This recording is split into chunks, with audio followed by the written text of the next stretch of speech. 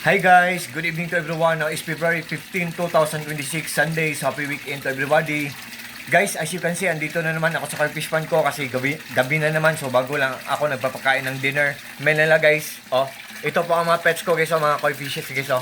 Yan. Yan. At ito po ang pan ko guys, maliit lang. Simple, small, butterball. Ito po ang mga gamit ko dito. iPad ko. Yan. At saka ang tripod ko. At saka ang peace lily ko na ornamental plant. Ang ganda. Indoor. Pang indoor siya guys. At saka ang pan ko guys, kahit maliit lang guys, maraming mga koi fishes kasi naniniwala din ako sa kasabihan guys na the more the better, the more the happier, the more the merrier. Ang ibig sabihin nun guys, kung mas marami, mas masaya. So kung mas maraming mga koi fishes ang pan ko na lumalangoy, kahit maliit lang, mas magandang tingnan at mas masayang tingnan.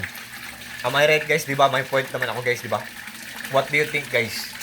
Am I right guys? What do you think guys? Do you like it or not? What can you say guys? I'm just joking guys. I'm just only kidding. Yan guys. Guys, believe me or not guys, maniwala kayo sa hindi. Ang tubig ng koi fish pan ko guys, almost 2 months na siya. Malapit na siyang 2 months. Pero malinaw pa rin ang tubig, clear pa rin ang tubig.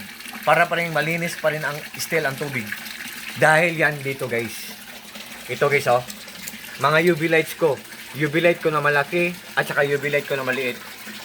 Guys, ito guys oh. Ito ang UV light ko na malaki, ang box niya. At ito ang maliit na UV light ko, ang box niya. Yan.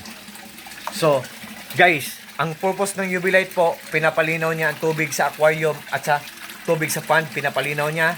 Pinapatay niya ang bakterya sa aquarium at pinapatay niya ang tubig sa pond. Ang bakterya sa tubig sa pond, pinapatay niya. Kahit nasa ilalim sila ng tubig, hindi sila masisira kasi waterproof sila. At ang purpose nila, guys, pinapalinaw lang nila at pinapalinis lang nila ang tubig sa aquarium at sa pond. Yan. Guys, kahit ano guys, oh, nag-ilaw siya, matipid lang siyang kumain ng kuryente at good pa ang kanyang quality, tapos mura lang. Sa mga fish keepers dyan na naghahanap ng mga UV lights, just trust me, just click my link and just try po, subukan nyo lang po. Ayop, maniwala kayo sa product na nire-recommend ko sa link ko kasi meron kaming solar power system setup guys.